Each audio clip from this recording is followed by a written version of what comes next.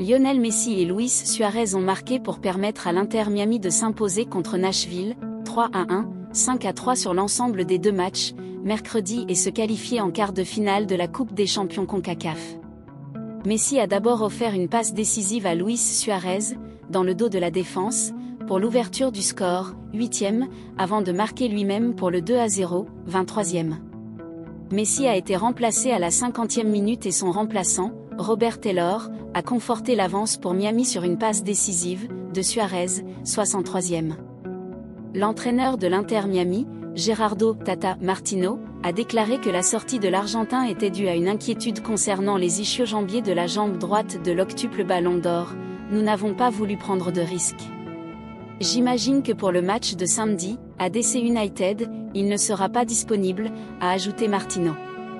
Miami, qui participe pour la première fois à la Coupe des Champions, affrontera en quart le vainqueur de la confrontation entre Monterrey, Mexique, qui a gagné 0-1 à l'aller, et Cincinnati, MLS. Vinicius a publié un message sur ses réseaux sociaux pour demander à l'UEFA de prendre des mesures contre les supporters de l'Atlético qui l'ont traité de chimpanzé avant le 8e de finale retour de la Ligue des Champions contre l'Inter Milan. Lors de l'accueil du bus de l'Atlético de Madrid pour le 8e de finale retour de la Ligue des Champions contre l'Inter Milan, une partie des supporters a scandé des slogans racistes à l'encontre de Vinicius, le traitant de chimpanzé. Une vidéo publiée sur les réseaux sociaux révèle le manque de respect envers le joueur du Real Madrid, qui a réagi lorsqu'il a vu ce qui s'était passé et s'est adressé directement à l'UEFA. J'espère que vous avez déjà réfléchi à sa sanction, c'est une triste réalité qui arrive même dans les matchs où je ne suis pas présent, a écrit l'élève de Carlo Ancelotti sur X. La Liga, très active dans la lutte contre le racisme ces dernières saisons, a déjà dénoncé ce qui s'est passé autour du Civitas Metropolitano, mais il n'y a toujours pas eu de réaction de la part de l'instance continentale.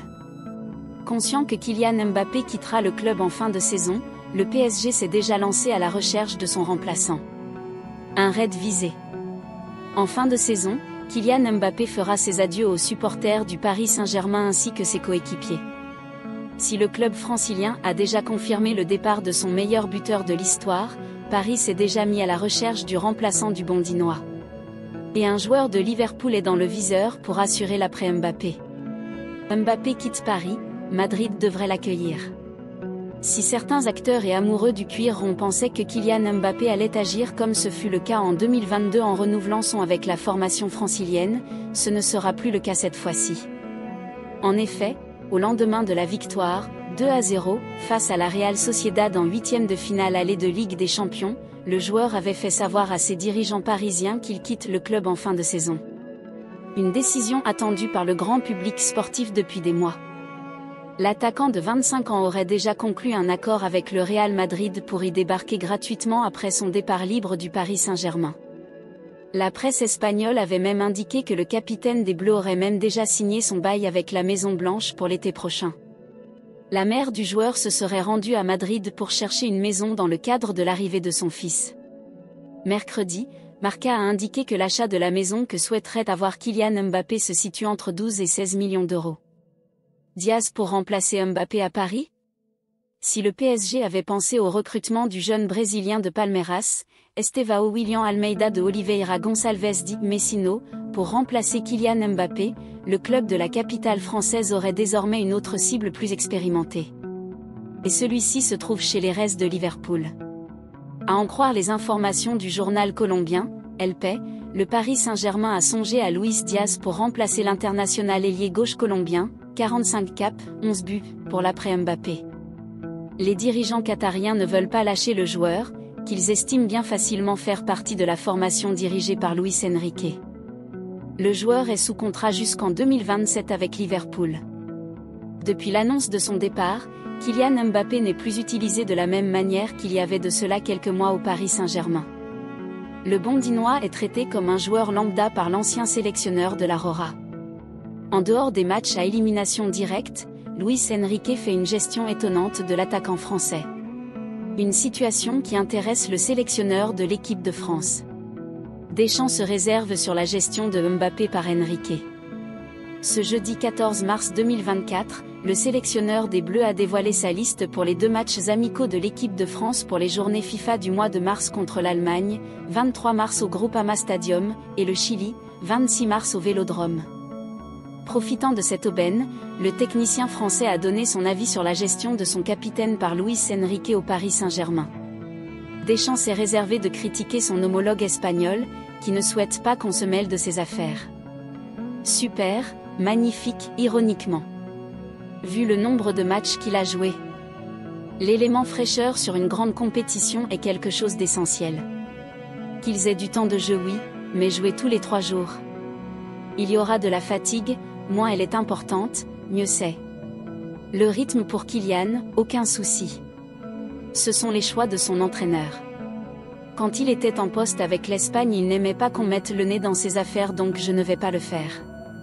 Mais s'il pouvait donner plus de temps de jeu à Kolo Muani. A lâché Deschamps à propos de la question. Kylian a toujours occupé beaucoup de place. Je n'étais pas inquiet sur le fait qu'il décide là ou plus tard, ça le regarde lui et ses parents. Ça amène à des conséquences pour lui aussi, mais j'ai eu le cas de joueurs qui devaient signer des contrats pendant les compétitions et j'avais dû ouvrir la porte. J'échange avec Kylian et avec tous les joueurs. Je suis amené à parler de sa situation, ce qu'il se passe ou pourrait se passer, a-t-il ajouté à propos de l'avenir du joueur. Mbappé et les Jeux Olympiques de Paris 2024. Sur la question de savoir s'il collabore avec Thierry Henry pour pondre la liste des Jeux Olympiques de Paris 2024, l'ancien coach de l'OM explique n'avoir aucune mainmise sur la liste. C'est le sélectionneur concerné qui sort sa liste. Deschamps reste dubitatif sur la participation de certains joueurs, dont Kylian Mbappé dont la participation est compromise. Car le Bondinois change de club l'été prochain. Arrêtez de penser que c'est moi qui décide. Si Thierry décide de prendre un joueur dans la catégorie d'âge ou au-dessus, il sera dans son équipe.